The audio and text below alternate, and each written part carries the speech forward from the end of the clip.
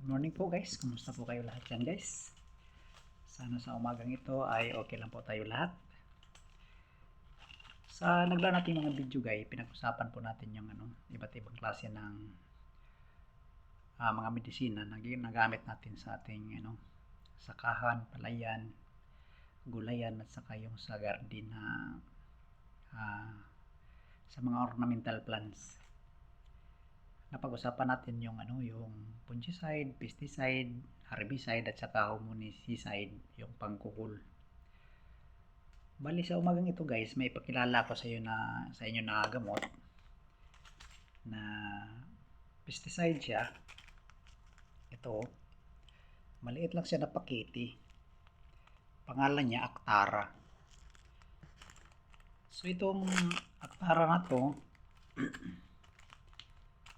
may mga din siya, may mga sakop siya na mga vegetable na pwede nating pag-sprayan. Ayan Bali ang sakop niya dito yung yung aphids, black bug, tapos yung sa Bisaya yung pijangaw. Yung pijangaw uri din ng black bug yun. Yung pag masagi mo yung piste na yun, napakabaho. Ang laging inaatake noon yung palay, yung namumulaklak yung palay na magsisimula pa lang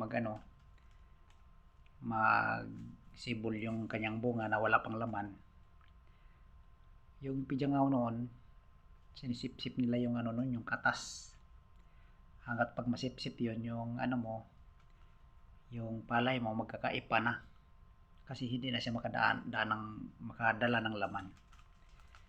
So ito po yan guys, yung na to, effective po to siya sa mga black bug. Tapos marami pang iba.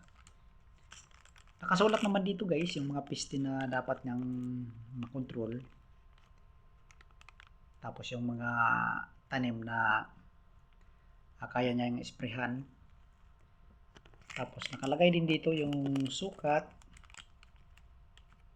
Tapos ang sukatan nito guys, ganito lang. Yan napakaliit. So hindi siya considered na yung tablespoon. Siguro ang kapag sukatin mo 4 na ganito, katumba siguro sa isang tablespoon. So ibig sabihin 1/4 lang to siya. So may dito, may recommendation siya dito na 1 hanggang 2 sa 16 liter na tubig. So ibig sabihin kahit 2 ganito, okay na sa kanya sa 16 liter na tubig. Pero yung laman nito guys, kung hatiin ko to ganyan, mas marami-rami lang siya ng konti sa sa magic sarap. Marami-rami lang kasi yung laman ng 2 magic sarap ilagay dito, parang ganun lang ang dami niya. So sa makatuwid, yung sukatan niya na na ganito, aabot din siguro to ng ng dosing ganito. So kung makaabot ka ng dosing ganitong sukat, katumbas nito 6 na tangke sa 16 liter na tubig. So marami na rin yun guys. So dahil maliit lang siya, maliit lang din yung kanyang sukatan, pero mas marami din naman ang makukonsumo mo na tangke sa pag-i-spray.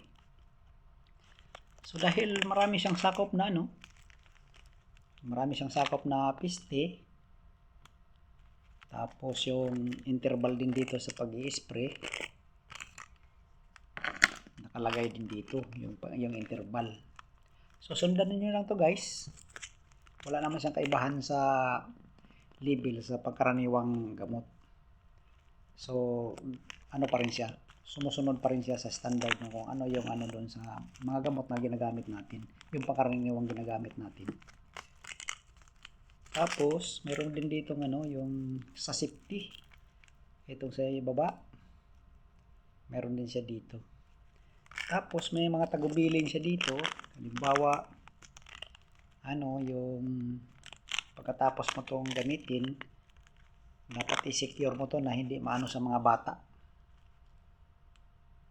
Kasi baka isipin sa mga bata na yung pagkain kasi maliit lang siya na sachet.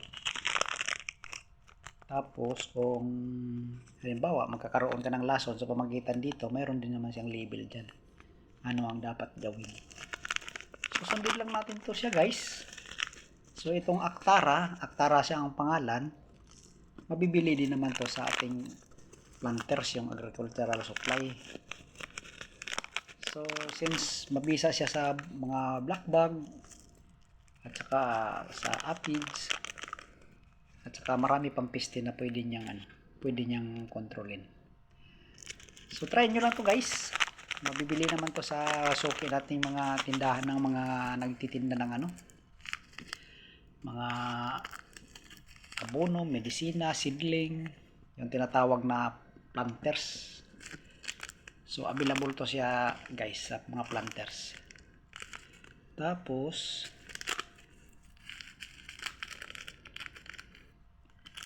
kompleto siya dito guys. May label din siya dito na yung procedure kung paano natin gagamitin. So yun lang po guys. Salamat sa ating sa ating video. Mayroon na naman tayo napakilala na gamot, ang pangalan Actara. So ang Actara mabisa siya sa aphids at saka sa pulibag, black bag at saka yung pijangaw na kumakain sa ating palay pag namumulaklak na yung ating palay. So belong siya guys sa pesticide. So pesticide siya na may may corresponding lang siya na insekto na papatayin. Pero pagdating naman sa ibang insekto, ibang insecticide na naman to guys. Kasi bawat medisina may specialty talaga yan. So parang guys, sa mga gamot na ginagamot natin na may gamot sa lagnat, may gamot sa sipon, sa ubo, tapos may gamot sa high blood, may gamot sa diabetes, at saka iba pang sakit na paiba-iba din ang gamot. Ganon din yun sa halaman. So iba ang umaatake sa yung peste. Halimbawa kuhol, mayroon tayong para sa kuhol. Kung ang umatake sa ating halaman, fungus, mayroon din tayong Puradan para sa fungus, Puradan, Lanit, Bitigranblo, at saka yung Binomil, yung pang fungicide natin. Tapos yung yung pang pesticide natin, isa na dito yung pakilala ko lang sa inyo kanina, yung Actara, Lanit, tapos yung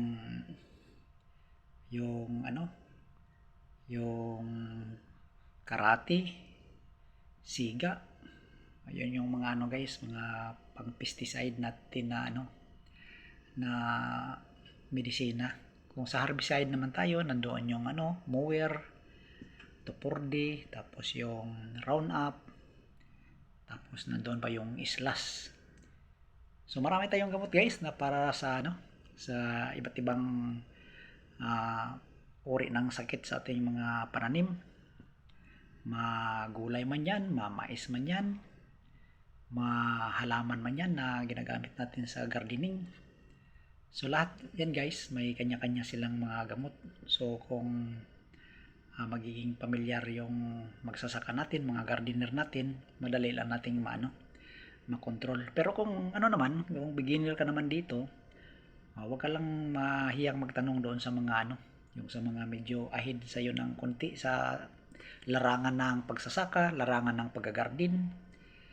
So yun lang ng sikreto namin dati guys, na kapag may peste, magtatanong kami anong magandang i-spray dito. So yung mga ahead namin na mga gardener, magsasabi naman sila, magtuturo naman sila. Plus mayroon kaming mga horticulturist na nag-aaral talaga sa UP Los Baños ng agriculturist.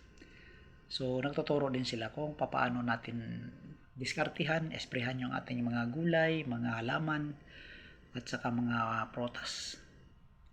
So hindi naman sila maramot magturo.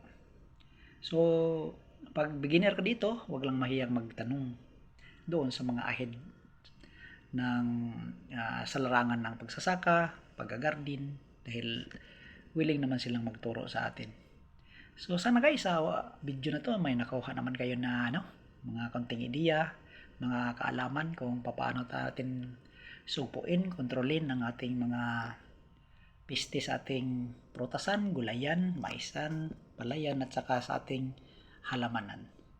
So salamat guys sa panonood sa video. Sana huwag kayong malimot mag-comment dito sa comment section at mag-share at mag-like na rin sa ating page sa Facebook, at saka mayroon din tayong channel sa YouTube. Maraming salamat guys. Ingat kayo guys.